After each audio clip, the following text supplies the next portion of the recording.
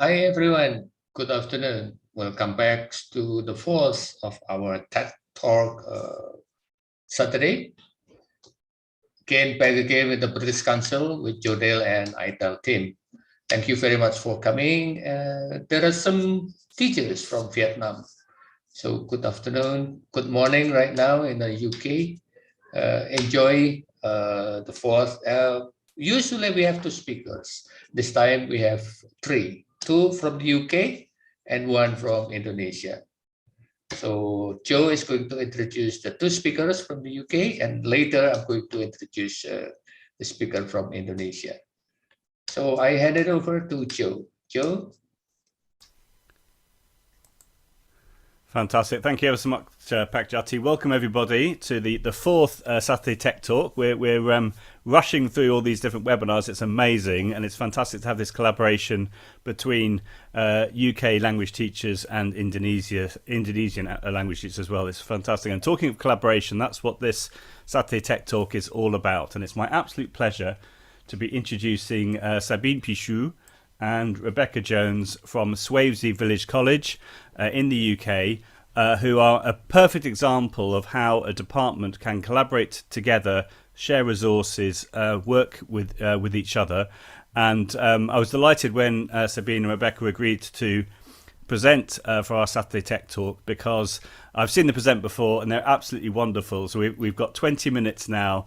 We're in for a real treat, and without further ado, I'd like to pass over to Sabine first, and then we'll have Rebecca in the second half of their presentation. As per normal, if you could put questions in the chat, it's helpful for me who'll be collecting the questions if you put the letter Q in front of your question, and then we'll have a couple of questions at the end of the first session once Sabine and Rebecca have finished, and then we'll do some more Q&A at the end of the webinar. So over to you, Sabine, and thank you so much for agreeing to do this. Thank you, Joe, for the intro. So I'm going to share my PowerPoint now, and hopefully it's here. Okay, so good morning, everyone, and thank you for joining us, and good afternoon to attendees in Southeast Asia. So Becky is going to share a link in the chat. We had a QR code, but it's not there yet. So Becky is going to share a link in the chat for a WooClap poll. So please note down any ideas that you may want to explore further or use in your school setting throughout the presentation. So you may want to, you can vote more than once. So every time you like something and you may think, oh yes, that's something I like to take away from this presentation, do write it down, and then we'll share back our work at the end and your ideas at the end. So it's a real pleasure to be invited to showcase our ideas. We're working to show you our collaborative departmental approach and what collaboration looks like in a classroom, with hopefully some example of activities that you can take away and use in your own educational setting with your students. Oops, right, I'm just gonna stop it. So we've divided the presentation in three parts. First, I will show you how we use Microsoft Teams as a platform to support our collaborative approach, how Microsoft Teams has given us a structure through which to share our planning. And then Becky will showcase some activities that enhance collaboration for our students and that have proven to be highly successful and motivational in the classroom.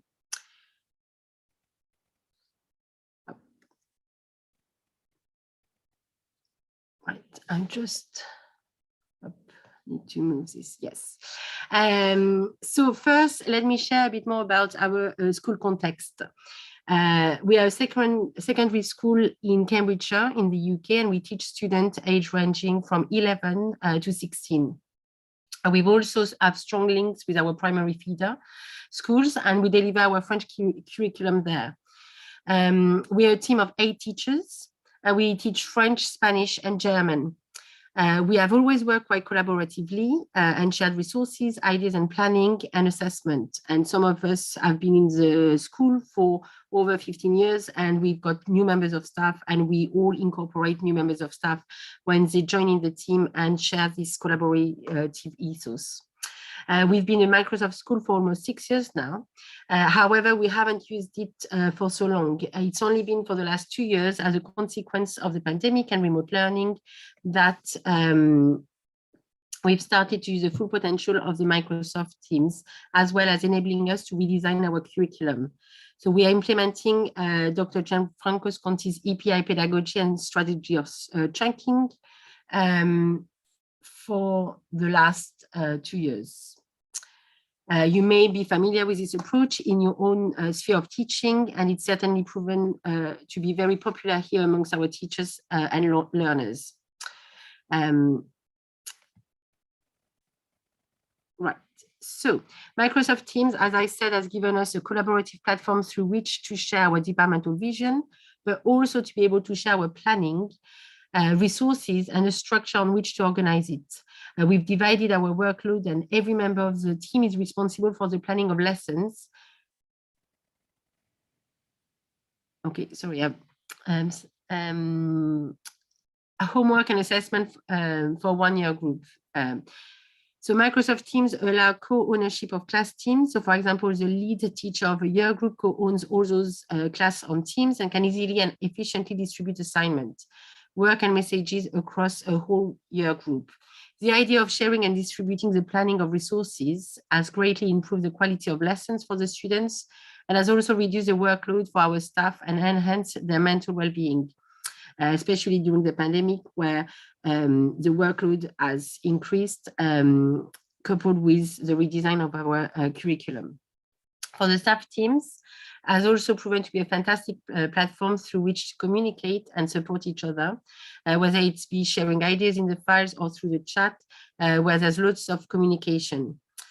Also on the students level, it's helped to raise student engagement and communication. They feel able to ask questions on the general post, and there's several teachers attached to the class, or indeed other class members who are able to respond to their queries. So that's continuing the work that we do in the classroom, where students would ask questions, ask if they have any problem with work, and the Microsoft Teams is just carrying on this conversation. So I'm going to stop sharing this presentation now and go and give you a live demo of what Teams look like. So I've stopped sharing, and right, I'm just gonna go and share Teams. So hopefully you can see my team. So this is what my team looks like. So first, you can see that all my teams, I'm the curriculum leader for languages at Swavesey Village College. So I've owned that, I'm part of this curriculum, SVC curriculum leader team. That's the staff area. And here is a modern foreign languages team. And you can see that it's not Swavesey Village College, it's the Cambridge Meridian Trust. So I can't open it for GDPR purposes, but if you were to open it, the MFL Trust team is made of 11 channels, one channel for every single school which belongs to our trust. So we are a trust in Cambridgeshire, Bedfordshire, Northamptonshire. So geographically, we are not necessarily very close by, but we are all part of the same trust. And this is allowing us to share our resources through this channel. So each school has their own channel, and we organize it independently. So for example, in Swavesey, we've got a file which is divided into the French, Spanish, and German department. And then other way to organize, we use a post extensively, and we use a chat function within our channel.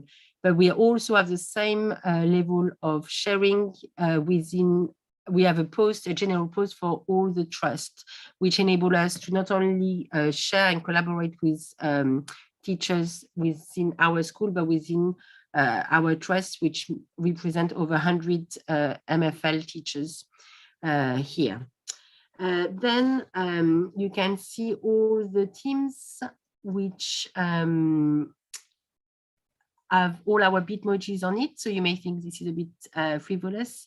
But for me, it's particularly useful as a curriculum leader who oversees, the progress of all the students in the school, of the three subjects, French, Spanish, and German. I can at a glance know who is a teacher of a specific class, and look for a specific student. Through accessing all the teams, I can share best practice back with the rest of the teams. We also use friendmojis for when classes are shared between two teachers.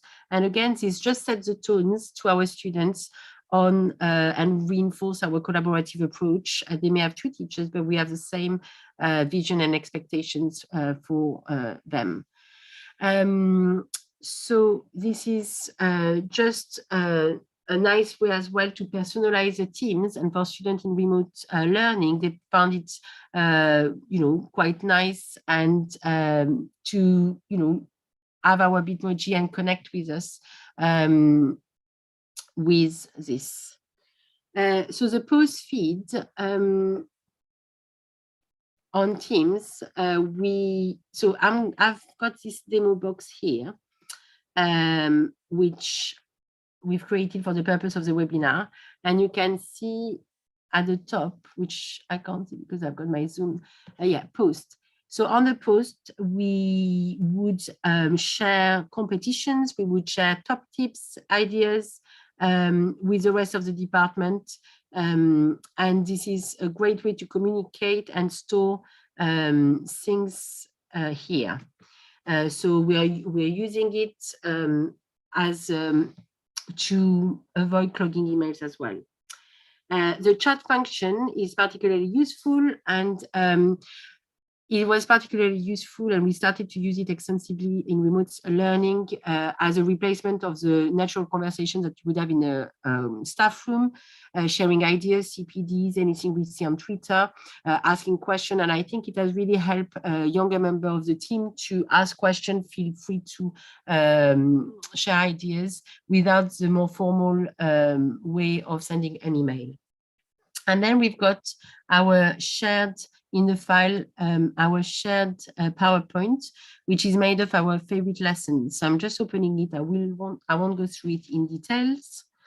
And this is just a menu of activities for our collaborative planning. So to support workload, to support planning, we have a set of activities that we use.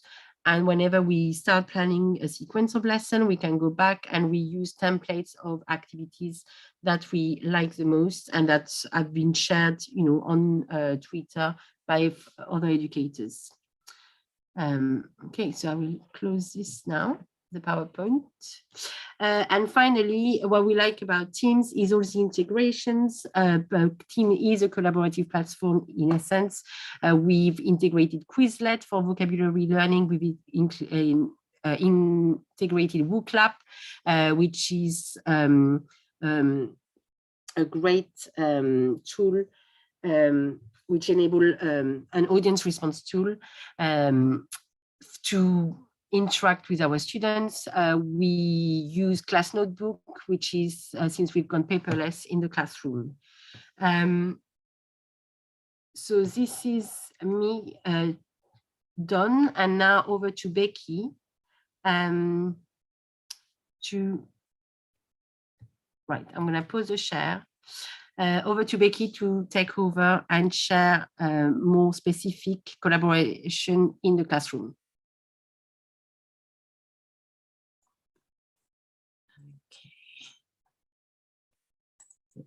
Hello, everybody. Okay, I am sharing my screen. Hopefully you can see that now. So I'm going to talk about how we use collaborative approaches in the classroom. So we found that collaborative working has become much more important during these times where students have become more deprived of social contact and can lack confidence more than usual in the classroom setting, especially when it comes to speaking a foreign language. Creating, therefore, a safe and supportive environment in which dynamic, purposeful learning can take place is essential, and establishing rules and expectations about how you work together will be important to do this well. So collaborative learning is about where students work together, where they need each other in order to achieve a task, and where they're all expected to participate in order to achieve that goal, that group's success. So as Sabine said, largely thanks to the wealth of sharing on Twitter and through webinars such as this, we've come across numerous activities and websites that we found really useful, particularly when working remotely or in hybrid situations, and also that have lent themselves very well to the classroom. So we found that activities which involve team games with a competitive element have brought about lots of fun and excitement, raised motivation and engagement levels, whilst the team aspect has brought about that much needed sense of camaraderie and togetherness. So now I shall showcase a few of the activities that we have found very popular in class. So let's have a look at the first one. So one of our favorite websites that we came across during lockdown has to be flippity.net.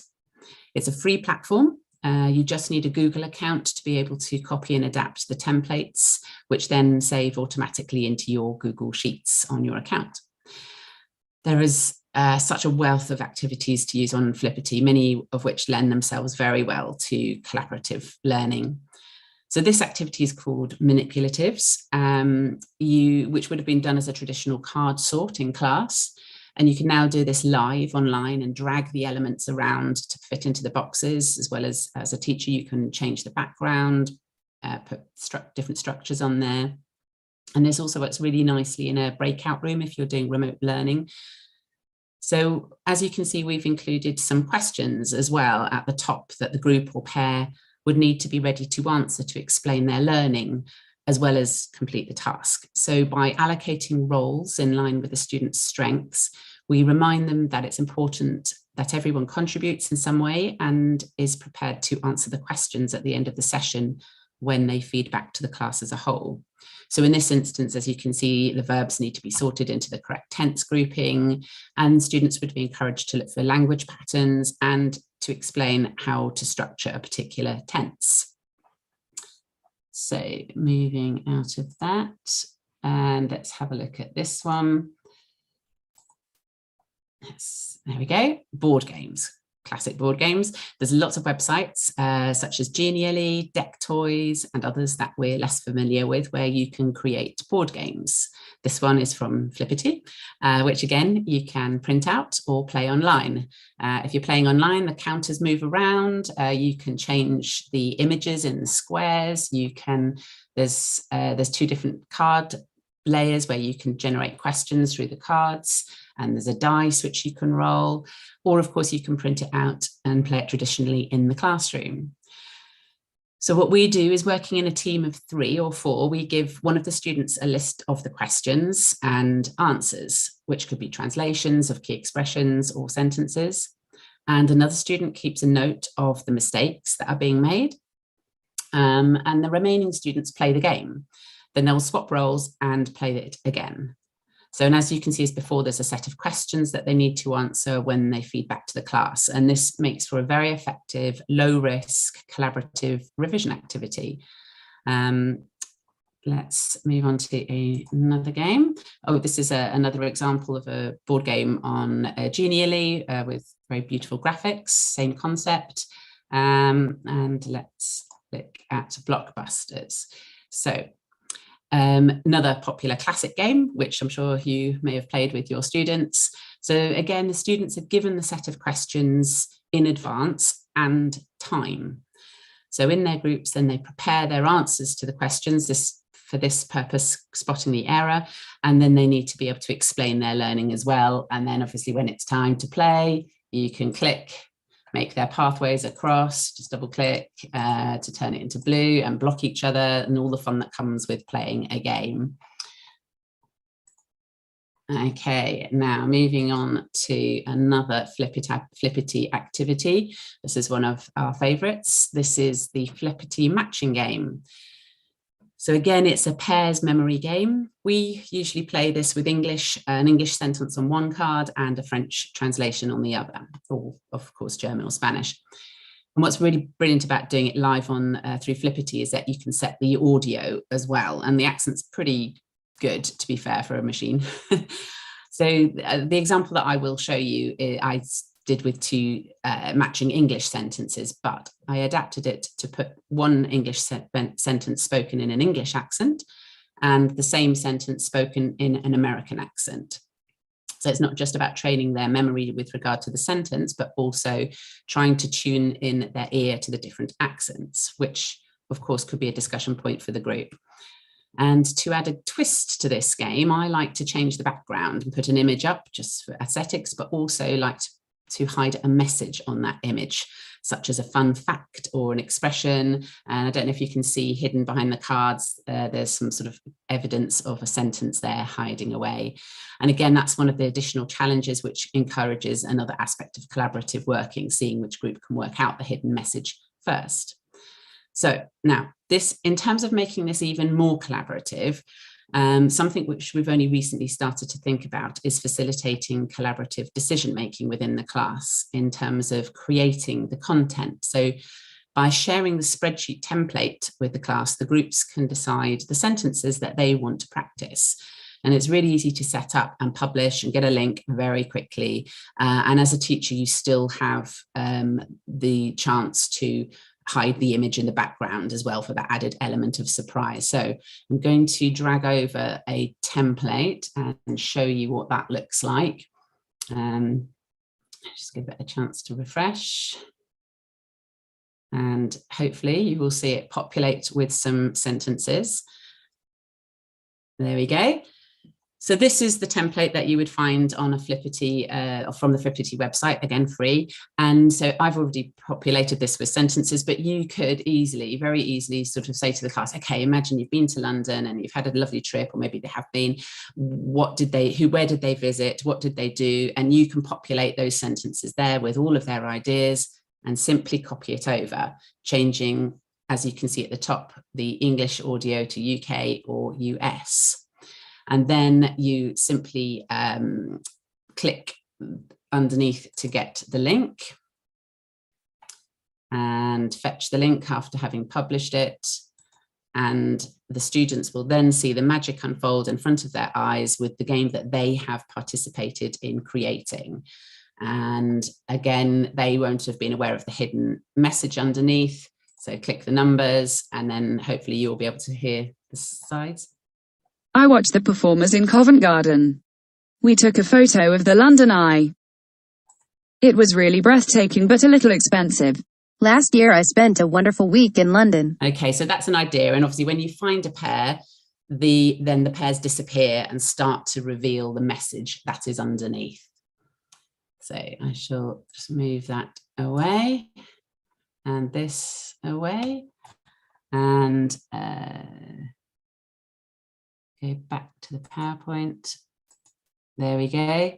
So effectively what we've found is that really with any classic game, you can, oops, you've gone on too far. Ooh, way too far. Nice to see some ideas coming through on the WeClap. That's really brilliant, by the way.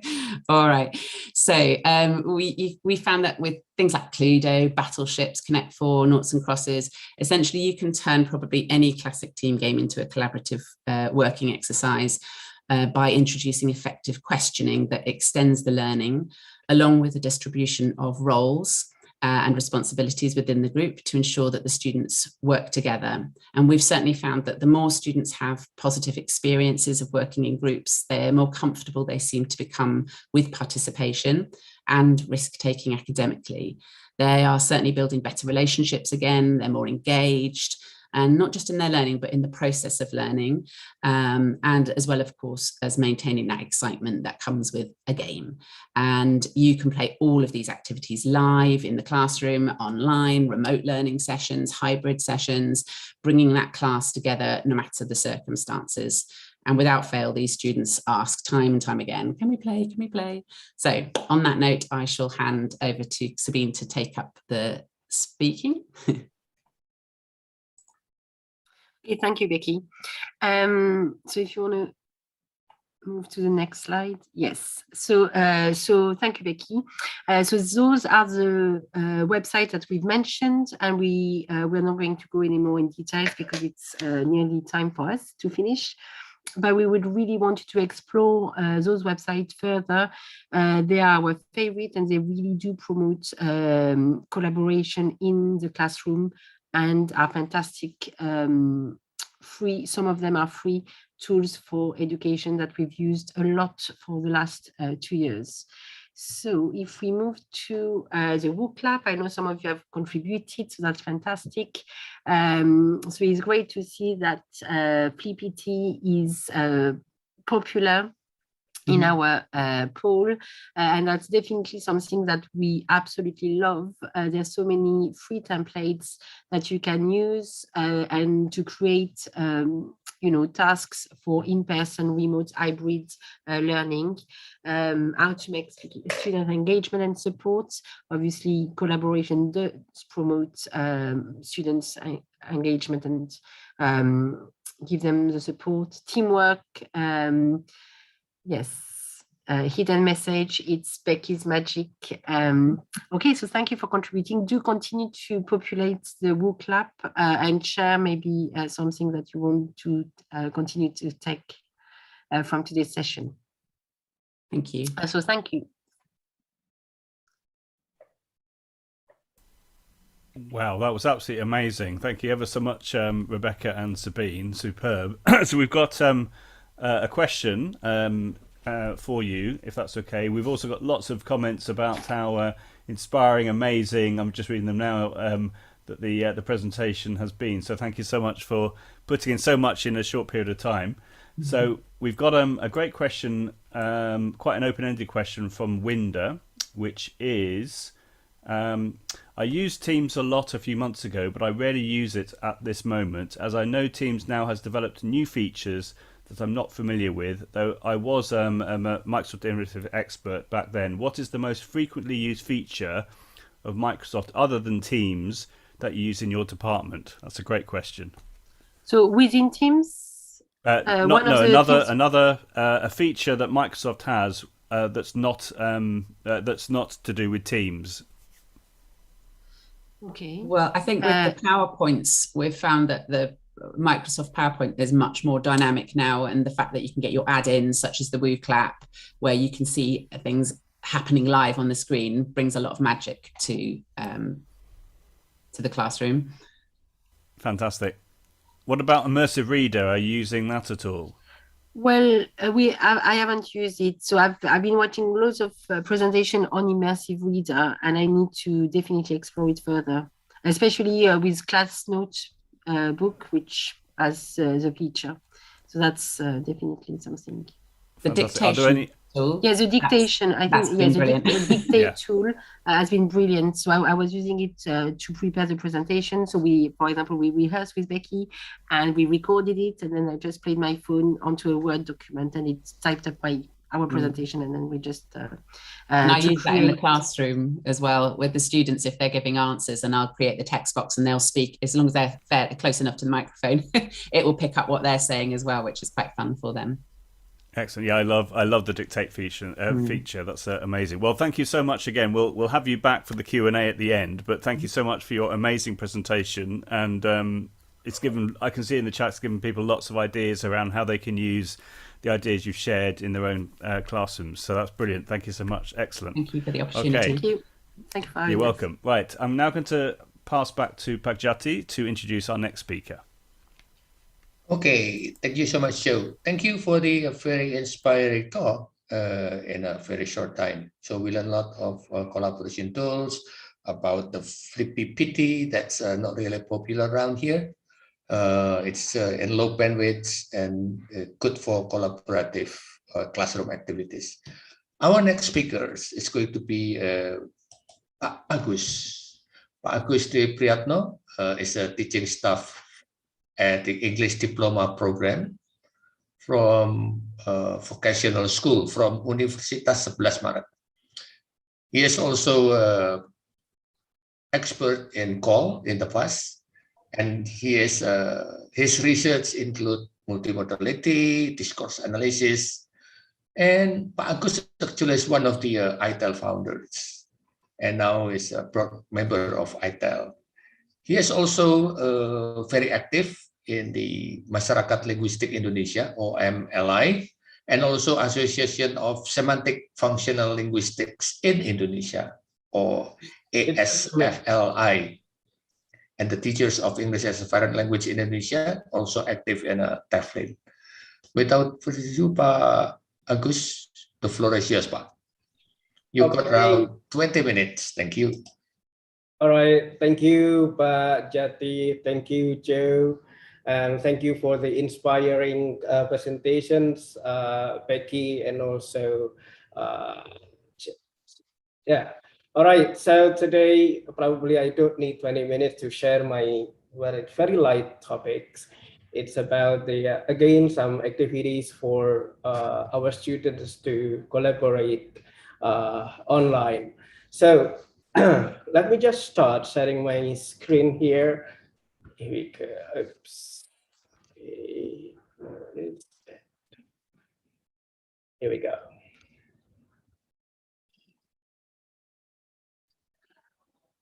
Okay, so my presentations will again, just show what I have been doing with my students here, and hopefully that will give you, and I believe probably some of you have used this or have done these activities, but let us share, and probably I can also learn from you all to improve our teaching practice and our students' learning experience. So that's the purpose of these presentations.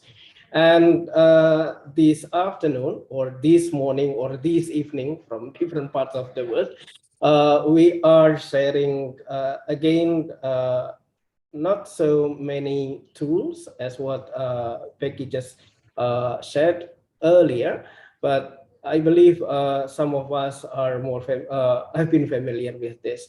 Let me start from this. What type of collaborative activities have you done with for your learners? Let us type your answers at the chat box so that I can see what kind of collaborative activities have you suggested to your students. I'm waiting at the chat box. Running dictations, teamwork, yes, interactions, okay, pair work, yes, pairing, okay, read and run translations, project, okay, I've been waiting for this. Communications, jigsaw, yes, all cooperative learning activities, group work, not boring stuff. All right, okay. What else? I'm still waiting. Group work. Okay. Pairing. Essay writing. Kato art. Essay writing. Pair work. Conversation club. Right. Now, let me just go to another or the next slide. So I believe you have been doing some collaborative activities as what you have just typed down in the chat box. But let us see the next, okay. And why should we promote collaborative learning? What for? Please, you try, go to this website, bit.ly/STT, that stands for Saturday Tech Talk. Why collaborate? I'm waiting on the page now. bit.ly/STT_Y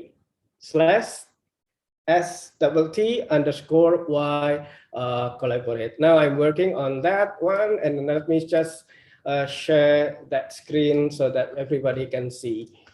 Where is that? Okay, here we go.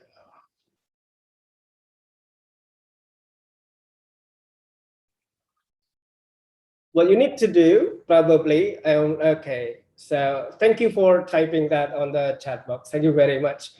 Probably, if you don't have the account, you have to sign up. But you, again, I believe almost everybody has a Google account. You can just sign up with your Google account. Cool. Could you please, now we are trying to have this, and I see somebody is there, and you can double click on the, on the sticky notes, and then after that you can type down why we should promote collaborative learning. Let us try this.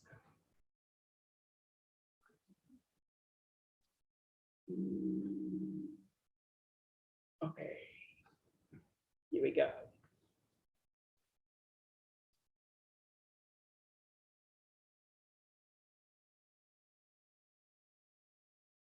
I see Finita Devi is there. I can see the yes over here.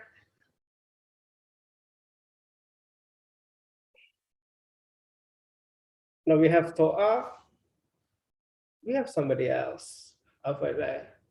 And ladies and gentlemen, if we have the participants up here, if you can see, and also the one who are moving around the screen.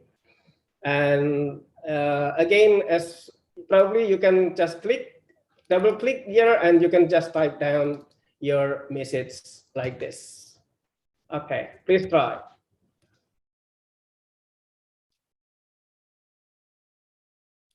Engage students.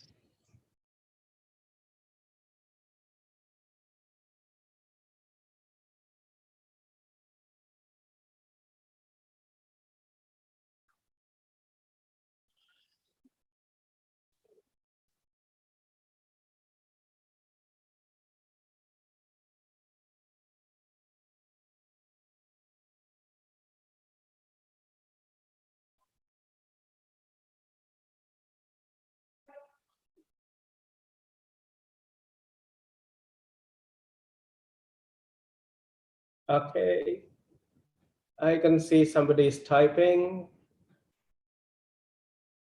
All right. Cool.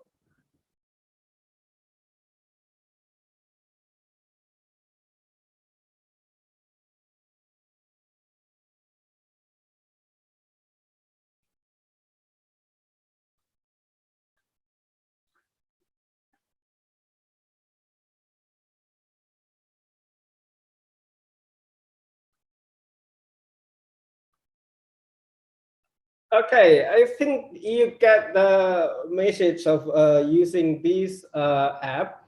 So usually I use this app to brainstorm ideas, as what I am doing with you all. I'm inviting you to, suggest some ideas and why we should promote. Okay, let me just share some good point. As what you can see here, somebody is typing the notes, yes, message. And you can see over here the, what do you call it, the message here, okay, over there. Okay, and what is nice also, after you finish with brainstorming like this, you can move around the the sticky note like this to make it to classify the notes I made. Okay, fantastic. Okay, I think you've got the point of using this app. Thank you very much. Okay, and you can explore further. And we have only 20 minutes for this. Okay, we will discuss later the weakness or the challenges of using these applications. Now, let me go back to my PowerPoint. Okay, here we go. Now, we were here. We believe we have some ideas, and I think we are on the same page of the reasons why we should promote collaborative learning. Okay, so that's the point. Now, let us see further. What should we do? Okay, here we go. This is what the Miro.com. You can make more boards yourself with Miro. And here is what I have here. And let me just go.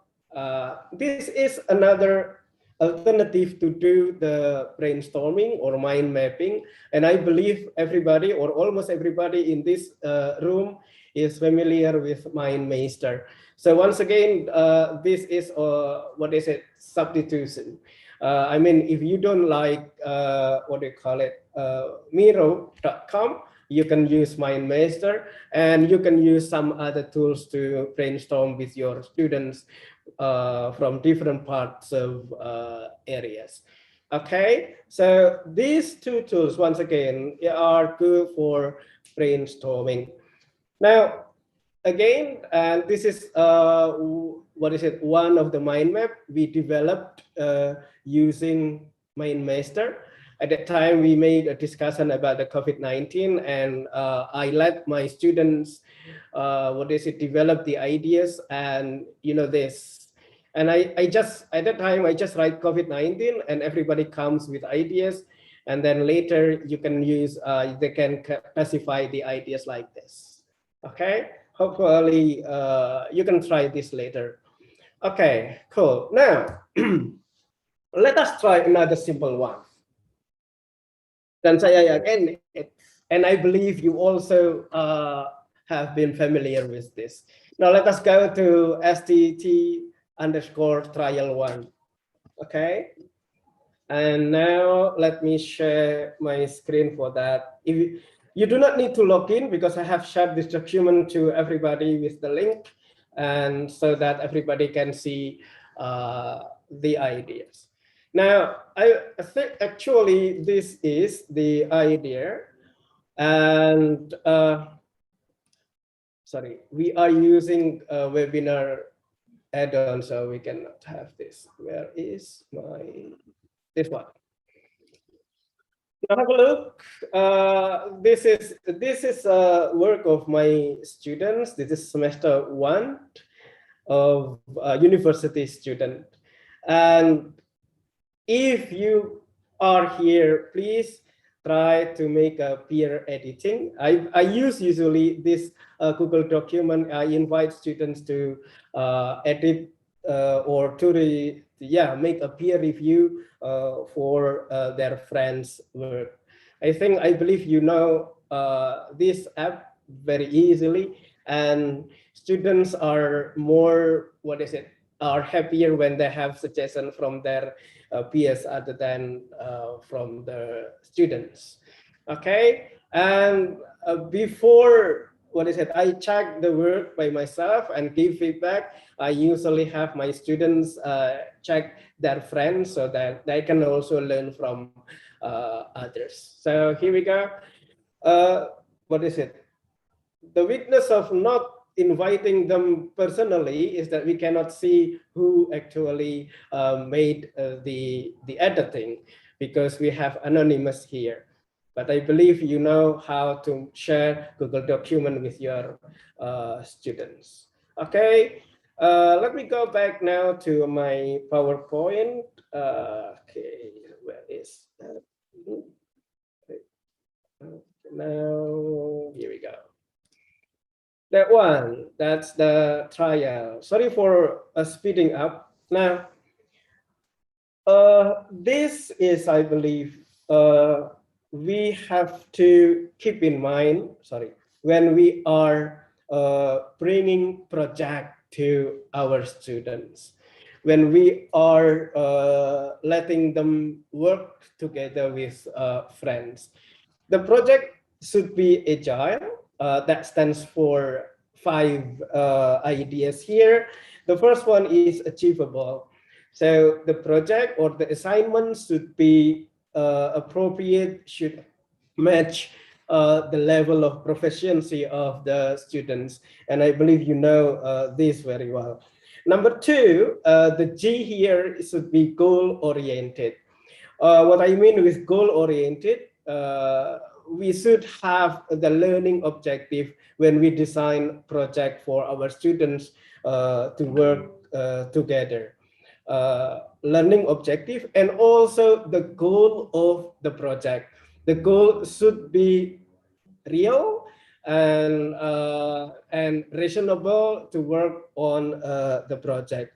So A, G. Number 3, I, is the interdependent. Collaboration will not happen when students can do all the project or all the work by himself or by herself. So we have to create a project that students should take the help from others. For this to happen, we need a clear role assignment, so that one students can give contribution to others, or they can learn something from their peers. Again, we need a clear role assignment so that real collaboration will happen. Number 3, and that's number 3, and then number 4, I don't need to comment very much on here, learner center. And I want to stress is about the efficiency. What I mean with being efficient is about the first one is about timing, and the second one is about the use of technology. So the use of technology, or technology should not, it is not the technology that should drive the project. It should be on the vice versa. It should be the lesson, it should be the learning objective before the technology. So the technology, the tools, the apps should follow the learning objective, or yes, the lessons objective. So again, agile, achievable, goal-oriented, interdependent, that means a clear role assignment, learner-centered, and efficient. So again, this is, I am suggesting these principles before we let our students work together with others. The next point that I want to share here is that the first one, to make the project work smoothly, we have to introduce the project that includes the aim or the objectives of the projects.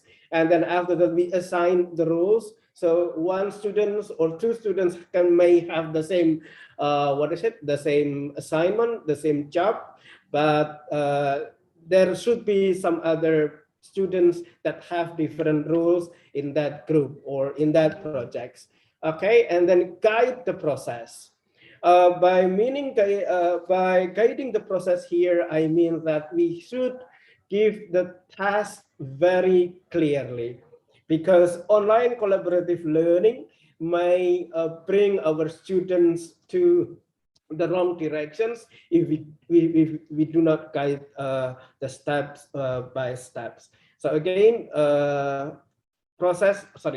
the step-by-step guidance is really important. And for that to happen, sometimes we have to provide the resources that are available online. I believe you know that internet is so wide, is so wild, and it is very dangerous to let our students explore the internet without any guidance or without any signposting. Finally, give assessment and give constructive feedback. For this, let me just share this one, suggest the resources. So again, when I gave assignment to students, I usually select some web pages and suggest them to my students. If you are familiar with Wakelet, I believe you can see this. If it is new for you, you can go to bit.ly /STT again Wakelet, or just scan this with your QR scanner. You can go to my my Wakelet, and your students can learn from the page that we are suggesting. So again, to make sure that they are consuming the right informations. Okay, now I think I'm going to the last the last applications that I will share about the project management. So let me just share this. I know this is from Trello.com, and by using this what is it? This project management app, or yes, app. I can make the projects what is it, doable for my students. I make the cards here. The first one is brainstorming, and I give the resources here, and then some pictures. Students can suggest some pictures, and also have some drafting and editing up to the right, or the far right, until the end of the project, when the project comes to the result, or produce the result. I think I don't think I need to give the demo on Trello. You can try it by yourself later, Trello.com. Okay, and these are 3 blocks that my students develop: Blooming Crocus, and some are news, WordPress.com. And let me just try, for example, this one. Okay, now stop. Let me share mana tadi. Okay, here we go. This is this is what my students have been doing. So you can see this is developed by DG, or this one. So, and this is Renel behind, and this is Tegar Satrio. So everybody has the post, and at that time I make sure that they peer edited before they posted the article to this blog. And you can see the other 2 blogs of my students. I think I have come to my presentation, at the end of my presentation, Pak Jati. Thank you very much, and we are looking forward to your feedback, your suggestions. Thank you very much. Back to Pak Jati. Thank you very much, Pak Agus. Wonderful presentation. Thank you for sharing this afternoon with us. Pak Agus, there are some questions from the audience. Let me choose which one. Do you want the easy or the difficult one? Here is a question, Pak. I will pass the difficult questions to Pak Jati. Sure. I'm teaching young learners. Do you think we can use Miro for kindergarten class? Or do you have other suggestion for another apps that's similar to Miro? That's the question, Pak. Kindergarten. Wow. Okay. Okay. Brainstorming for kindergarten. Probably MindMaster is more familiar. Oh, sorry. It is probably what do you call it? Good also for young learners, because there are some other easier board type at the Miro.com. So you can drag and so on. Make sure that, and also Miro can facilitate posting the picture. So probably that also interesting for children. I think young learners, I am afraid that young learners are, not all young learners now can type. That is probably another problem of using this tool with students or young learners, I mean. Thank you, Pak Jat. But we can try some other types of the board that is more intriguing for young learners. Thank you. Okay, another question, Pak. How many discussion board could be made in Miro when we use the free version? Only 3, but Only you can always make another account for another 3 free boards. Oh, okay. Is there any facility for download the discussion? After they're discussing using Miro, is it possible? Is there any possibility to download the result of the discussion? Yes, yes. Even when we like what we did, the brainstorming, we can download it into an Excel or CSV files, and later we can make the analysis what comes to our students. Okay. Great. I just have a look at the Miro, and the participants still playing on that board up to now. I still see a moving mouse around. Okay. Yeah. Thank you very much.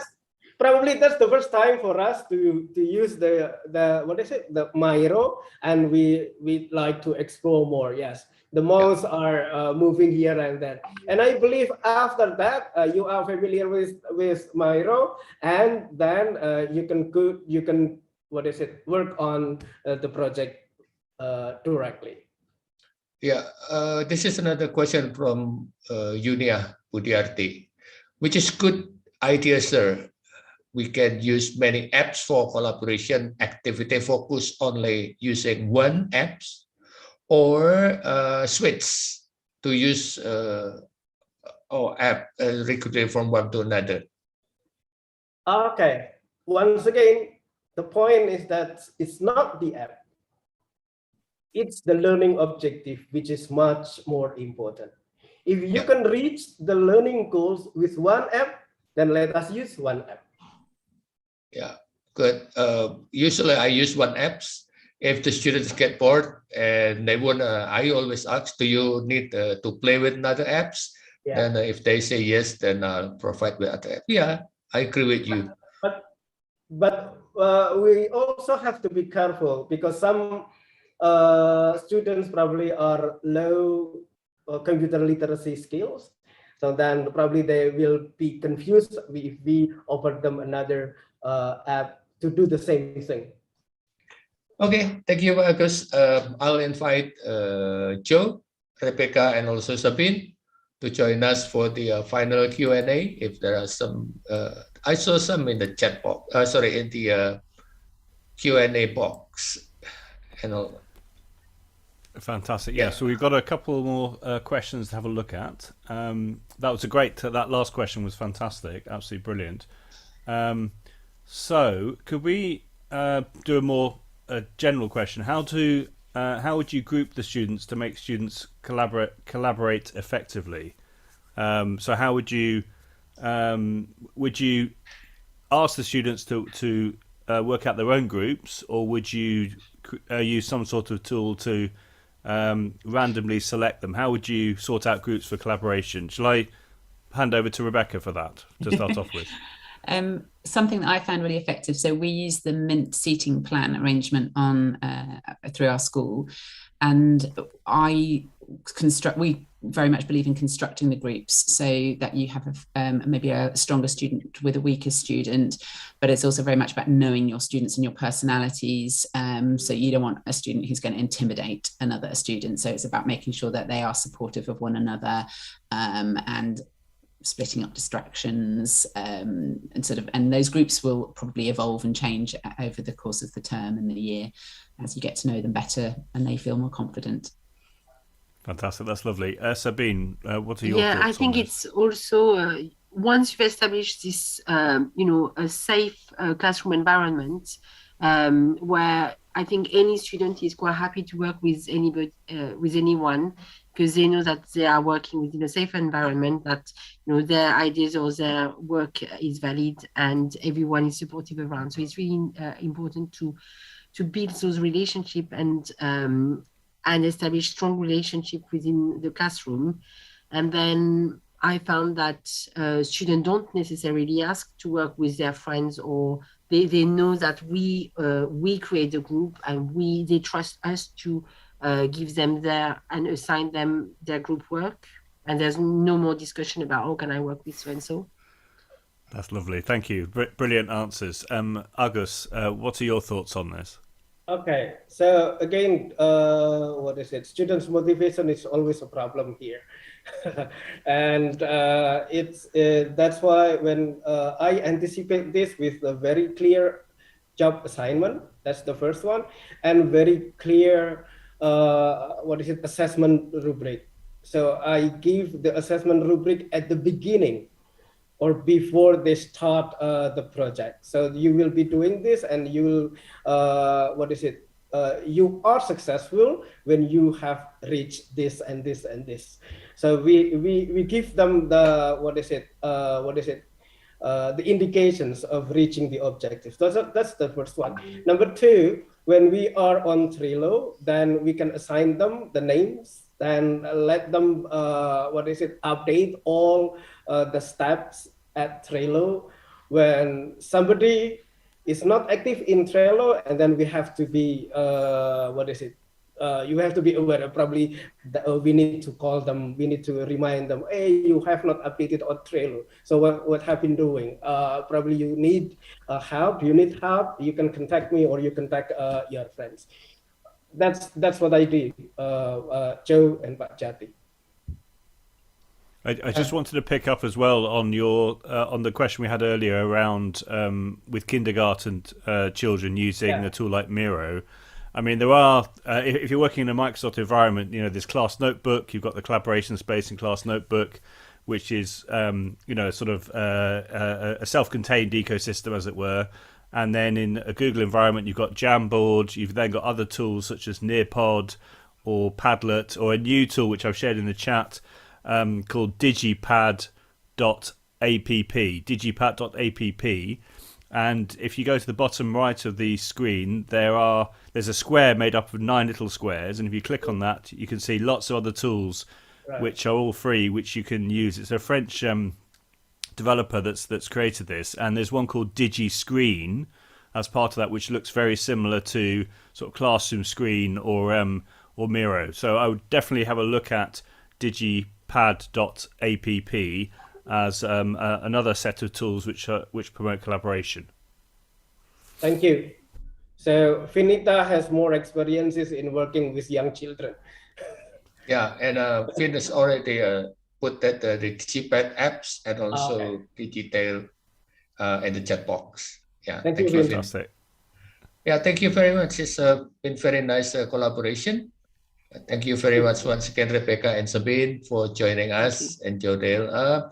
Next 2 weeks, we're going to have one speaker from the UK, Liliana, I think, and we're going to have Frances Sinanu from Indonesia, going to elaborate on nurturing language autonomy. Yeah, so keep the date on that, spread the news, bring your students if you're working in a university to come with us and spend on our Tech Talk on a Saturday morning in the UK, of course. Yeah, a word to close, Joe? Well, just like to thank everyone for coming along. We've had some great questions tonight. This morning we had some great questions this morning for the afternoon for people in Southeast Asia. It's really lovely to see such a vibrant group of teachers coming along and asking these fantastic questions. I don't think we've had time to answer everyone's questions, but feel free to reach out to anybody in the team here if you'd like to put those questions directly to us via Twitter, etc. And can't wait till 2 weeks' time for the next Saturday Tech Talk. It's been an amazing webinar series, and thank you to all the presenters for all the work that you put together for these presentations today. They've been fabulous, and I can't wait to share the recording once we've finished up. Yeah, and thank you very much for the teachers that's come a long way from Vietnam. Bring your friends again, a group of teachers, quite a lot from Vietnam and as the neighboring country. Probably we're going to promote more for the next Malaysia and also Thailand. Kam Eng, that's a thank you very much for Vietnamese. Hopefully I pronounced that correctly. Okay, everyone. Thank you very much, and see you in the next 2 weeks. Thank you. Thank you. Very much. Thank you. Yeah, exit ticket. Don't forget, this is the exit ticket for your certificate. This in the chat box. Daniel already put it there. Yeah. Okay. Have a nice weekend, everyone, and I'll see you in the next 2 weeks. Thank you. Thank you.